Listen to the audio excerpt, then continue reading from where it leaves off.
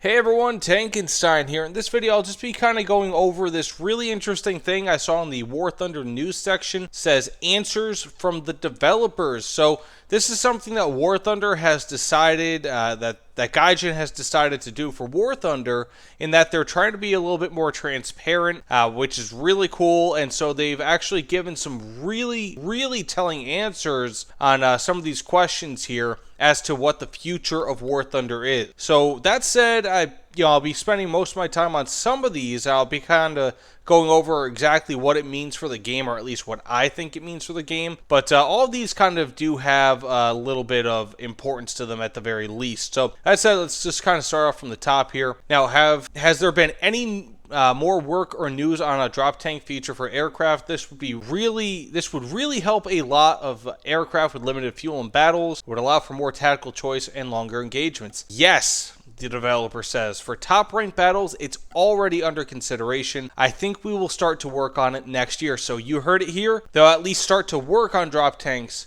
next year, which is really cool. Sounds like for top level aircraft, that would really help, especially if you guys play top level Sweden. You put those afterburners on, you will have no fuel in no time. Secondly, and this one I found extremely interesting because they've already followed through on something similar to this. Previously, you announced that you would remove non-historical and incomplete vehicles from the German ground tree that were never fully completed and introduce replacements. Could you tell us if you have any long-term plans to reduce or remove or replace the R2Y2 series of aircraft in the Japanese air tech tree? Both the Kawasaki T1, capable of mounting bombs and sidewinders, as well as the Kawasaki P2J, bombs and torpedoes, are in line with the positions that the R2Y2s already occupy. There is also the more advanced Kawasaki T4 that can supposedly carry bombs and gun pods. All these would be more grounded replacements options than the three R2Y2s. The developer says, we can talk about their withdrawal from the game when there is a replacement ready for these aircraft. It's all already in our plan. So you heard it here. If you are close to getting the R2Y2s, I would get them fairly soon, probably in the next few months, maybe in the next year. But it sounds like for the R2Y2s and also very similar vehicles like that, I could see other Japanese ground vehicles. I'm not really sure what the prototype status is on some of them and not, but it seems like Gaijin wants to replace vehicles when they can, which kind of stinks because this kind of cuts the chances for a plane like the Me-262 HG-1 and definitely the HG-2 from coming into the game, even though this was in their plans years ago. But unfortunately, it looks as though the R2Y2 will be going at least in the somewhat midterm future. Third, can you clarify if it's possible that we will see a South African aircraft tech tree and the British tech tree? Basically, that's what it says. Currently, there's only the Rhodesian Hunter as a premium aircraft. The British aircraft research tree is already quite representative, 5 lines as opposed to 4 in ground vehicles tree before the South African tree was introduced. South African aircraft may be added in another capacity as a premium or event and squadron vehicle. So that's pretty interesting. It looks like really when they added the South African line to the British Ground Forces tech tree, it was a pretty full line. By adding it piecemeal like this as premium, event, or squadron vehicles, it will allow them to just add a few of them. I mean, there's not really a ton of South African aircraft as far as I know, outside of, I believe it's the Cheetah, and maybe some other things. I could see the Cheetah coming to the game in the future as an event vehicle. That'd be really cool, kind of like the Kfir C2. But really, there's just not many, if I'm not mistaken, there's not as many South African aircraft as there are South African tech tree tanks. So maybe I'm wrong, but this seems to make some level of sense. Has there been any more developments? So some of these are worded a little bit weird. Has there been any more developments regarding working on removing air-to-air missile spool up and shut off timers? With more and more modern jets, these can sometimes adversely impact battle situations due to the reaction times of these timers. Perhaps a compromise situation where some elements of actual known characteristics, spool-ups / shutoffs of each missile could be implemented rather than a singular timer like how it currently is. Now the developer says, while we are at the stage of gathering information on our collection of air-to-air missiles, you can't find such information for all missiles, unfortunately. The mechanic change itself is simple, a change in the value in the missile configuration file. We think within 1 to 2 major updates,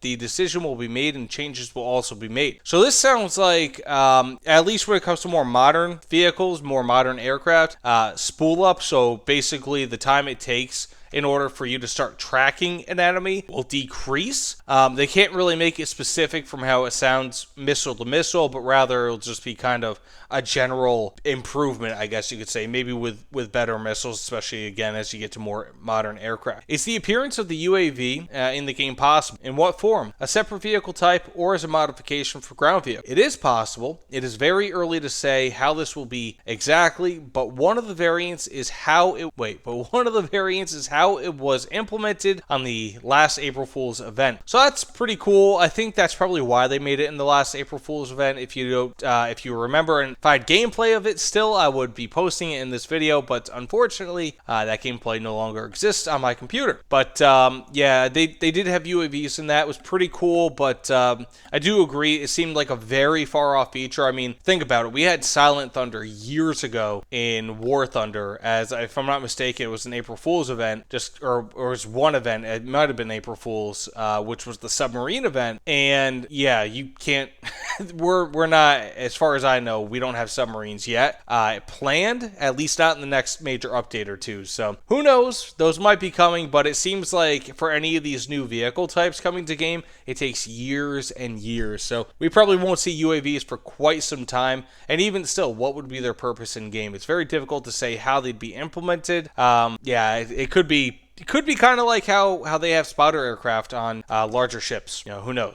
Next up, in most of the missions in Aircraft RB, destroying bases with bombing has no effect on the victory points of the enemy team. It means that bombing bases in such missions is completely pointless and whatever. Anyways, this one's just kind of being boiled down to bug. So I don't know why they included this in the Q&A, but maybe it's because a lot of people had the same question. Will there be an interface update in air battles for top-ranked fighters? Yes, we have such plans, so that's pretty cool. I like that, but I mean, there's only so much. There's not really too much information here. Will there be bombers with the ability to carry any winged missiles like what the Tu-22 is doing? For now, there are no targets in the game for such aircraft and weaponry system. Perhaps in the future, when these targets will appear in the game, such aircraft may be implemented. So that's pretty interesting. They're saying that they're going to be adding different types of targets likely in the game in the future, which indicates that we might be getting new game modes, new game types, certainly new targets, like they said, which I think would be a very interesting thing, which would then necessitate or at least be improved upon with new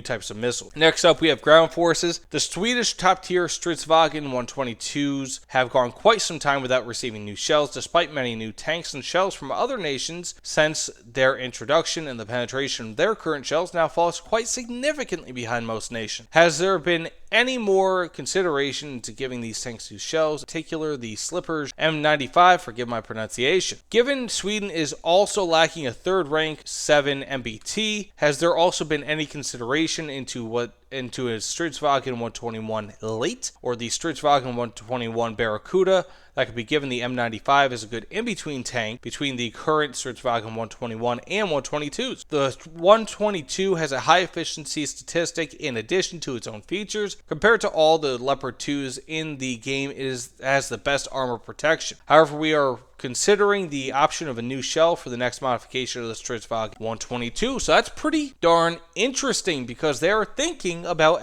adding a something that would make the 122 potentially the most dominant tank in games. So hey, who knows? I mean, if you're at that point in the tech tree, this could be really, really interesting for Swedish top tier players. Well, we see the double feed system in vehicles that had it. Currently changing the belt to HE in the VCC 8030 requires a full reload, when in real life you have two separate cartridges and loading belts that allow you to select the next round. Such a system is needed and is already in our plans. Now, I'm not sure if that means that they're working on it, but that could mean that such vehicles would actually see a great increase in effectiveness, so that maybe you could switch between regular AP and then HE if you want to go after lightly armored targets or aircraft. Would there be any camo netting customization options in the future? Expansions to tank camouflage could prove a good feature to people to make use of. You could tell this person played World of Tanks. I hope it never comes, but it says not planned as a researchable modification in upcoming updates. Thankfully, that would be really, in my opinion, just awful. That would be a much more pay to win. I do not want that at all in game. I've seen it in World of Tanks before. I used to play a lot of World of Tanks years and years and years ago, and people who had that would just it just screamed that they would take their parents' credit card and pay it. It stinks. Do you plan more artillery and howitzer platforms for the game, particularly for the nations? Basically, just do you plan on adding more artillery? Yes, and one of them, the G6 Rhino, is planned in the nearest major update. So that's pretty cool. I'm wondering what the long-term plans are for these. Will they have the capability of firing indirect? Because currently you can only fire directly at people, but indirectly would be really, really cool. Do you have plans to give light vehicles more capabilities, like set anti-tank mines, Goliath bombs, deploy recon drones, and help teammates, guidance for missiles? Some of the mentioned above are possible, yes. It doesn't sound like they're working on these currently because, in my opinion, those are quite advanced features, especially when more basic things are kind of missing the game. But, of course, this would be really, really cool. But I feel like something like the Goliath bombs, for example, would almost go the way of the Fritz X, where it's a cool feature, but one that's not really used, at least not used all too effectively. Next, China is lacking a long-range anti-aircraft system for top tier. Are we considering some options to fill this gap? For example, the Taurus system used by China could be a good addition. Yes, we have this in our plans, a stand for long ranges for the Chinese tech tree. So that's pretty cool.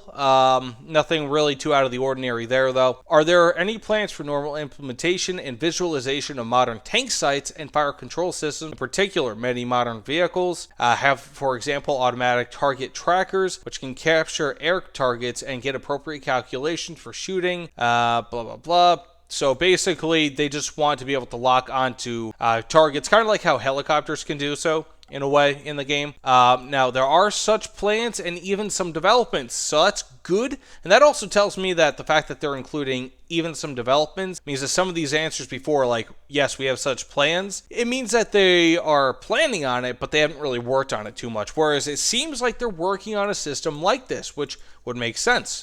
This is a more basic-ish feature, being that these are pretty integral to a lot of the vehicles that are already in game, but they obviously lack those features in game. Are there any plans for a new visualization of blast wave impact to the tank for the close bomb explosion, like detonation of an ammo rack, where the turret torn off, and only chassis remain? There are such thoughts and plans, but require more detail. So it takes a long time. It takes a very long time for Gaijin to create a vehicle, and I'm sure that the destruction animation of the vehicle is a part of that huge development process. So I wouldn't be too surprised if it'll just take them a long time to develop such a feature. Next up, are there any plans to add the Object 287, Object 787 and similar vehicles? We do not exclude this. So that tells me that they're not really working on it currently, but it's not something that they're against. Naval forces. Will the efficiency of large caliber guns be increased in the game? Often for now, medium caliber guns are preferable to big game, or big bang, I mean to say, because of their rapidity. Maybe some mechanics like overpressure will be added, but only for kinetics, so there